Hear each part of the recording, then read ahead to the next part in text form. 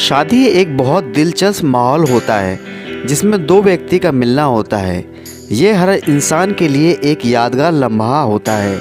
इसमें दो लोग एक दूसरे के लिए हमेशा साथ रहने का वायदा करते हैं। विवाह से होने वाली परंपराओं के बारे में तो सभी जानते ही हैं। दुनिया के हर हिस्से में अलग अलग रस्में और मान्यताएं होती हैं। कुछ रस्में इतनी अजीब होती हैं कि उन पर विश्वास करना बहुत ही मुश्किल हो जाता है। आज हम आपको ऐसी ही अजीबोगरीब रस्में बताने जा रहे हैं, तो बने रहिए मेरे साथ इस वीडियो में।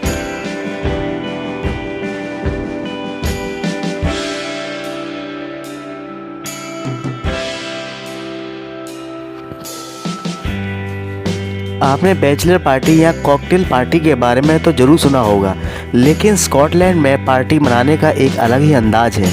यहाँ पर होने वाले दूल्हा और दुल्हन को शादी से पहले सड़े अंडे, सड़े टमाटर और सड़ी हुई चीज़ों का सामना करना पड़ता है।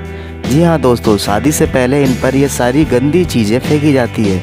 और ऐसा इसलिए है क्योंकि यहाँ के लोगों का मानना है कि जो इन सब का सामना करते हुए खुद को संभाले रखता है, वह अपने जीवन में किसी भी तूफान से टकराने का दम रखता है। चीन के दौर नामक एक स्थान में होने वाले दंपति को पहले मुर्गे की चीरफाड़ करके उसका लिवर निकालना पड़ता है। अगर ये लिवर अच्छा यानी कि स्वस्थ हुआ तो इस जोड़े को शादी की तिथि यानी कि डेट निर्धारित करने की छूट होती है। वहीं लिवर में अगर कमी निकल जाती है तो इसके लिए शादी की इजाज़त नहीं मिलती है। स्वस्थ लिवर हासिल करने के लिए इन्हें फिर से मुर्गे की खोज करनी पड़ती है। ऐसा वो तब तक करते हैं जब तक कि उन्हें कोई स्वस्थ मुर्गा नहीं मिल जाता है, तभी वो शादी की डेट फिक्स कर पाते हैं। अब दोस्तों ज़रा सोचिए, आपके शादी वाले दिन आपको बांधकर आपकी ज़रा पिटाई की जाए तो आपको कैसा महसूस होगा। अब इसी तरह की अजीबोगरीब परंपरा साउथ कोरिया में निभाई जाती है। इस रस्म में दूल्हे को ज़मीन पर लिटाने के बाद उसके पैरों को रस्सी से बांधकर उसके तलवों पर गन्ने से मारा जाता है। दोस्तों के साथ साथ रिश्तेदार भी बारी बारी से आकर दूल्हे के तलवों पर गन्ने से मारते हैं। स्पार्टा की दुल्हन को शादी के दिन अपना सिर मुंडा यानी गंजा करवाना पड़ता है। अब जर्मनी में एक और रस्म है जिसमें शादी में आए लोग गिफ्ट के तौर पर चीनी मिट्टी के बर्तन लेके आते हैं और उन्हें समारोह के बीच में तोड़ देते हैं। बाद में शादीशुदा जोड़े को मिलकर पूरे कचरे को साफ करना पड़ता है। चीन की एक जाति है तुजिया, जिसमें दुल्हन शादी के 1 महीने पहले ही रोज 1 घंटा रोती है और 10 दिन के बाद उसकी माँ और 20 दिन के बाद उसकी दादी भी रोने में दुल्हन का साथ देती है। फिजी के अंदर शादी के लिए कन्या का हाथ मांगने से पहले लड़के को अपने होने वाले ससुर को तोहफा देना पड़ता है।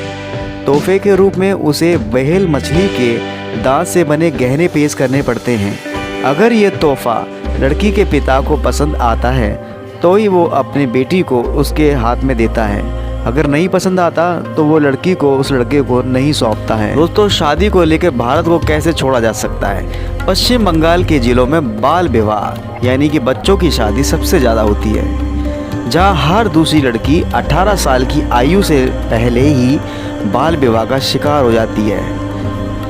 बाल विवाह जैसी कुप्रथा लड़कियों से उनकी इज्जत और स्वतंत्रता छीन ली जाती है। 25 सितंबर 2013 को टाइम्स ऑफ इंडिया में एक रिपोर्ट के अनुसार पश्चिम बंगाल देश के उन 4 राज्यों में से एक है जहां पर बच्चों का विवाह सबसे ज़्यादा होता है।